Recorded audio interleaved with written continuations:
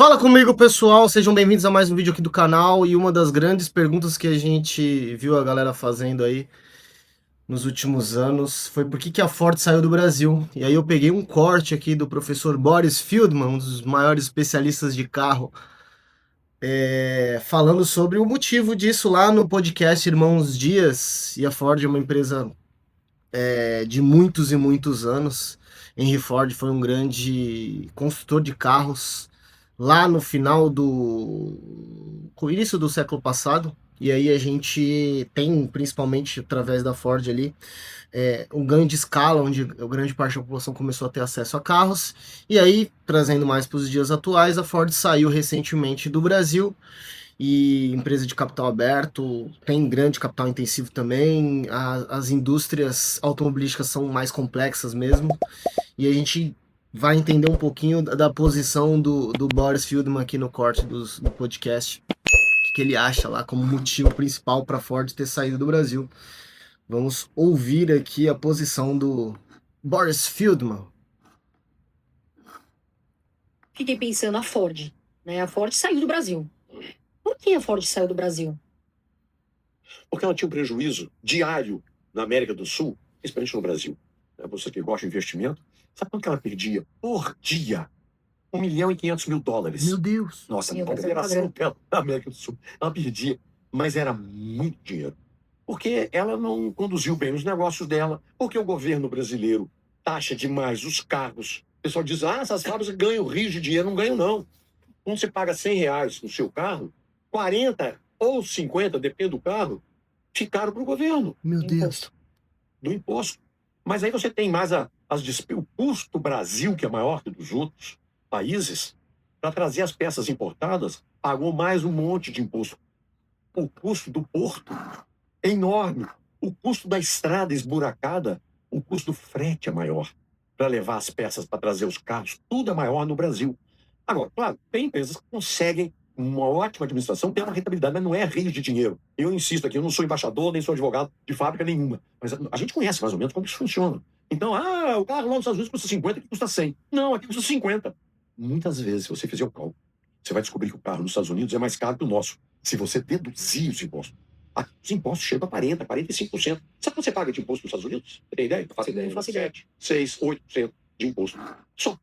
Lá nos Estados Unidos você vai pagar um imposto a nível estadual, então por isso que esse imposto ele varia, tá? Dependendo do estado, você vai pagar mais barato ou mais caro no imposto. Então você vê lá na hora o valor mais o imposto que você tá pagando. E o que é maluco, cara, assim, ó, quando você compra o carro, você tá pagando 50% de imposto, quando você vai pagar gasolina, você tá pagando 60, 70% de imposto. O Brasil é um bagulho maluco, velho. E assim, o governo tá arrecadando a cada trimestre, tá batendo recorde na arrecadação de imposto, e mesmo assim eles não conseguem fazer o Brasil ter superávit. Pessoal, o Brasil é coisa de maluco. E aqui no Brasil? 40, 45, depende do carro. Pode ser 30, você paga pouco, pode ser 45. Então, é duro, né? Você manter uma fábrica, e a Ford fechou todas as fábricas. Mas os carros da Ford, você gosta, assim? Nossa, são ótimos carros. São ótimos. Até tem uma perua grande deles, né? Que Territory. o pessoal gosta muito, né? Estão comprando agora, Territory, né? Isso é. Sabe onde que ela é produzida? Argentina? Na China. Gente, a Argentina faz a picape. Você acertou em parte. A picape Ranger é feita na Argentina e vem pra cá. Mas a Territory é um SUV bonito, legal, da Ford, vem da China. Caramba, a gente tá muito dependente da China pra muita coisa, né? Não, sabe aquele carrinho da GM, o Onix? Sei, Sim. sei. O projeto é chinês. É um carro que é bem vendido, acho que tá entre os Mais vendido. 10, sim. Entre os 5 mais vendidos do Brasil, o Onix. E é um bom É um carro? ótimo carro. É um ótimo carro. O projeto é chinês, ele é feito no Brasil. Né? Ele é feito em Gravataí, lá no Porto Alegre. Agora, os carros da GM, a GM se aventurou no elétrico e não deu certo. Com o Bolt, com o Volt, com o Bolt. Agora ela finalmente começou a acertar nos carros elétricos. Aí já estão chegando Equinox, outros carros aí da GM bons elétricos. Mas confiáveis elétricos hoje são chineses. Incrível demais. É, o chinês tá... E a Índia, que é um país que tá crescendo muito, tem alguma montadora interessante? Tem, mas nada excepcional. Fazem carros lá como fazem aqui no Brasil. Não tem a tecnologia elétrica, não tem. Se você assinou o ChatGPT pelo Google, você está pagando por ela a...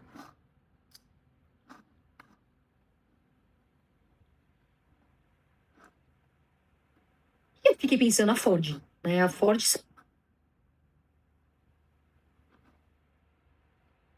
vem da China. Caramba, a gente tá muito dependente da China pra...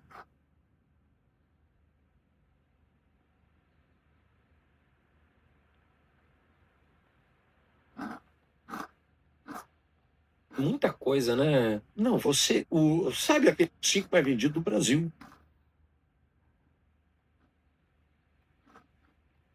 O Onix. E é um bom É carro? um ótimo carro. É um ótimo carro.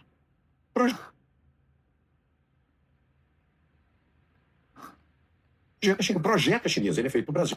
O Bolt. Agora ela finalmente começou a acertar nos carros elétricos. Aí já estão chegando Equinox, outros carros aí da GM bons elétricos. Mas confia. Tem, mas nada excepcional.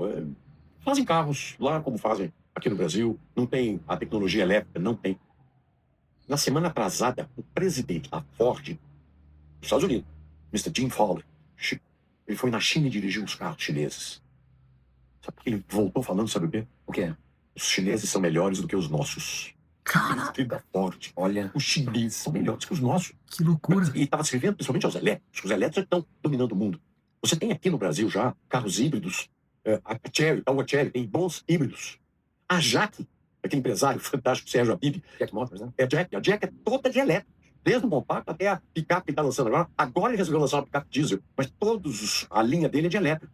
Então tem a Chery, tem a Jaque, tem a BYD, tem a GWM. A China está, quer saber, arrebentando com essa história de carro elétrico. Você sabe quem é que está sem saber o que fazer? A Volkswagen. A Volkswagen perdeu o mercado quando eles cortaram o subsídio lá da Alemanha, a venda dos elétricos. Assim, ó. Caramba. E a Volkswagen não tem tecnologia para brigar com a Tesla. A Tesla tem. A americana tem uma belíssima tecnologia. E os chineses. A Volkswagen agora está correndo atrás do lucro. O pessoal está correndo atrás do prejuízo, está correndo atrás do lucro, né? E está fazendo parcerias com chineses e com americanos para melhorar a tecnologia. E Pessoal, pega o mercado chinês alguns anos atrás, sei lá, um pouco mais de 10 anos atrás, seria inimaginável o que a gente está vivendo hoje. A indústria chinesa realmente tem mudado.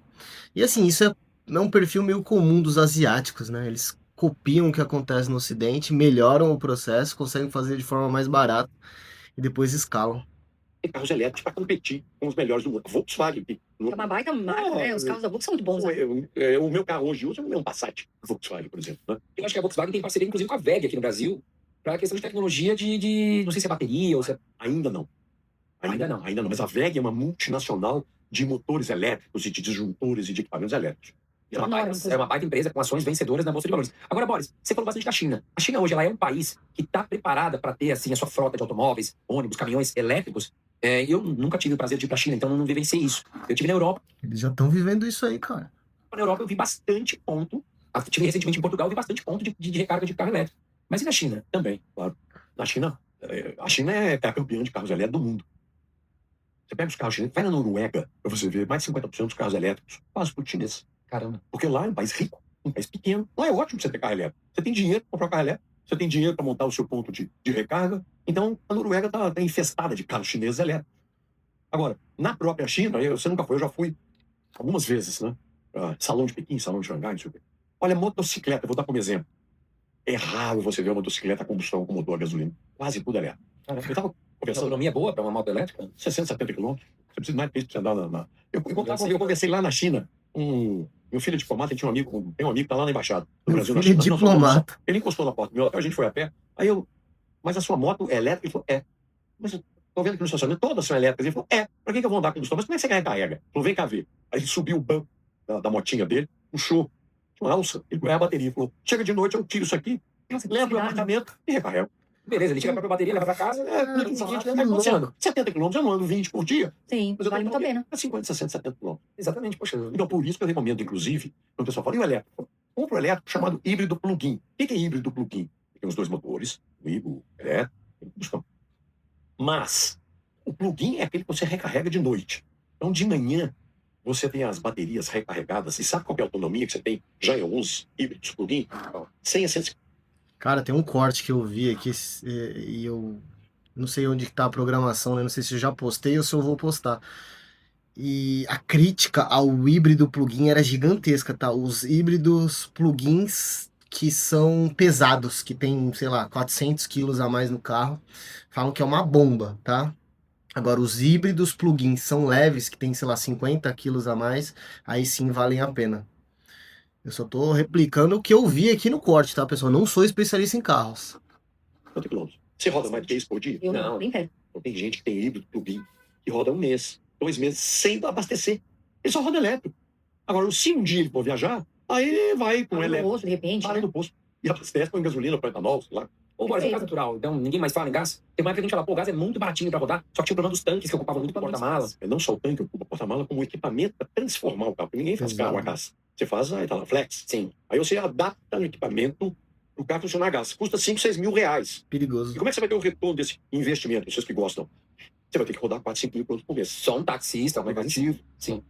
Mas aí também tem a questão da bagagem, às vezes o taxista acaba É, o perdendo. motor também não, Boris? Perde 10% da potência, perde porta-mala, ganha peso, né? Porque tem o peso dos cilindros e tudo. Eu lembro que a nossa mãe teve um carro, e eu acho que era uma Eco Sport, Tinha o Astra também, lembra? mas o Astra era um motor 2.0, sentia menos. Mas faz tempo, em 2005, 2007. Mas ela tem uma Eco Sport, se eu não me engano, era uma Eco Sport 1.0. Pra mim agora, eu não tinha o né? 0. É, com compressor, né? Isso, e Pessoal, entendemos aí um pouquinho do motivo da Ford ter saído do Brasil, prejuízo multimilionário aí em dólar.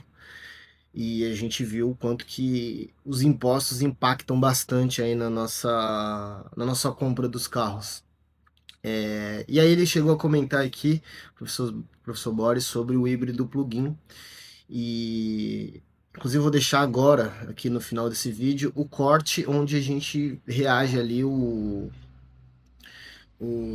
a fala sobre qual híbrido plug-in que faz realmente sentido, porque tem um, igual eu expliquei, que é o mais pesado, que não faz sentido, que vai perder muito valor, e tem aquele que faz sentido por ser leve, né? Os híbridos plug-ins leves, segundo o especialista, óbvio. Então vou deixar aqui na tela para vocês continuarem acompanhando aqui, e deixa aqui nos comentários o que vocês acharam.